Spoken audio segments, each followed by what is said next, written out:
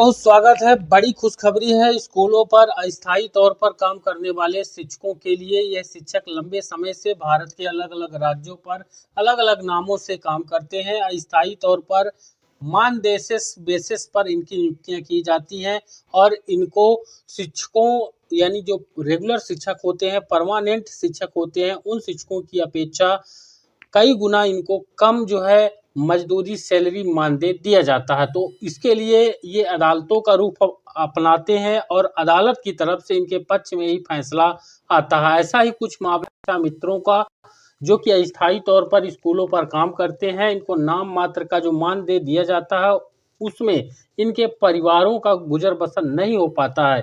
शिक्षा मित्रों की मानदेय बढ़ोतरी को लेकर हाई कोर्ट ने उठाया बड़ा कदम। अब जल्द मिलेगी बड़ी राहत। शिक्षा मित्रों की सैलरी मानदेय को लेकर बड़ी खबर है, यानी कि उनकी सैलरी में बढ़ोतरी संबंधी आदेश हाई कोर्ट ने जारी कर दिया है। इस पर हम विस्तृत अपडेट आपको यहाँ पर दिखाएंगे।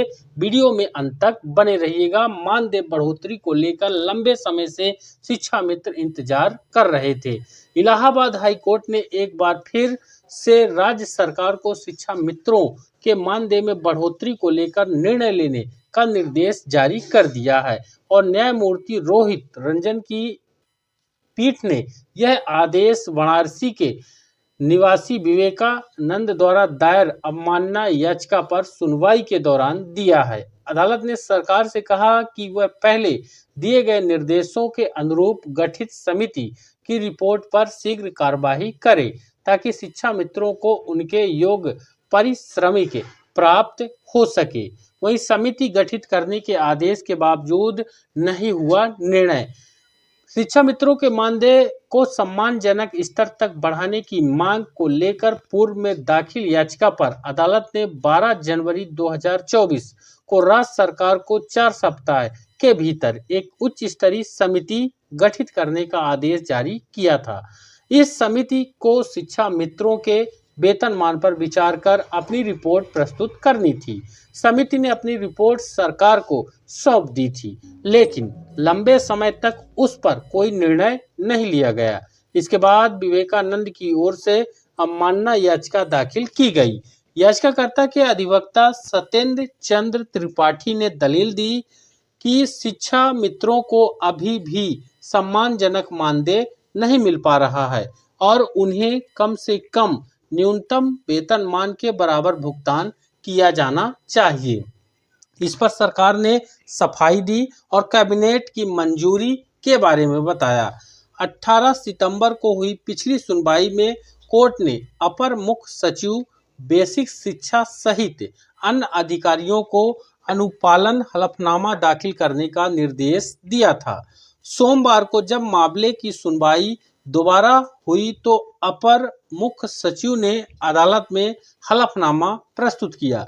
इस हलफनामे में बताया गया कि समिति ने 21 अक्टूबर को बैठक आयोजित कर शिक्षा मित्रों के मानदेय बढ़ाने के मुद्दे पर विस्तार से विचार किया। हालांकि समिति ने निष्कर्ष निकाला कि यह मामला उसके अधिकार क्षेत्र से बाहर है और इसे लागू करने के लिए कैबिनेट की स्वीकृति आवश्यक होगी।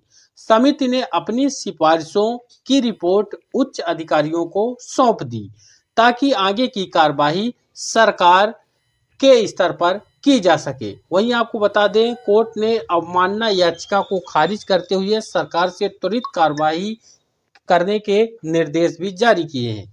अदालत ने समिति की रिपोर्ट और सरकार द्वारा दाखिल हलफनामे पर विचार करने के बाद कहा कि इस स्थिति में अवमानना याचिका को लंबित रखना उचित नहीं होगा। अदालत ने याचिका को खारिज करते हुए राज्य सरकार को स्पष्ट निर्देश दिए कि शिक्षा मित्रों के मानदेय बढ़ाने के संबंध में समिति की सिफारिशों पर उचित और ठोस कार्यवाही सुनिश्चित की जाए। अदालत ने कहा कि सरकार को यह भी देखना चाहिए कि शिक्षा मित्रों को उनके कार्य के अनुरूप आर्थिक सम्मान मिले, क्योंकि वे राज्य के प्राथमिक शिक्षा तंत्र का एक महत्वपूर्ण हिस्सा है।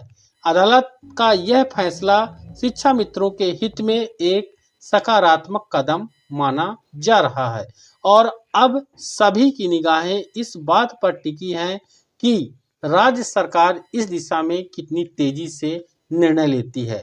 शिक्षा मित्रों का मानदेय बढ़ना तय है, लेकिन यह कब तक हो पाएगा ये फैसला सरकार के ऊपर है। हालांकि इस पर कोर्ट के सख्त निर्देश है कि इस पर फैसला जल्द से जल्द ले लिया जाए। वीडियो को ज़्यादा से ज़्यादा लाइक और शेयर करिएगा, और आप हमारे चैनल पर नए हैं तो हमारे चैनल को सपोर्ट करने के लिए सब्सक्राइब जरूर करिएगा।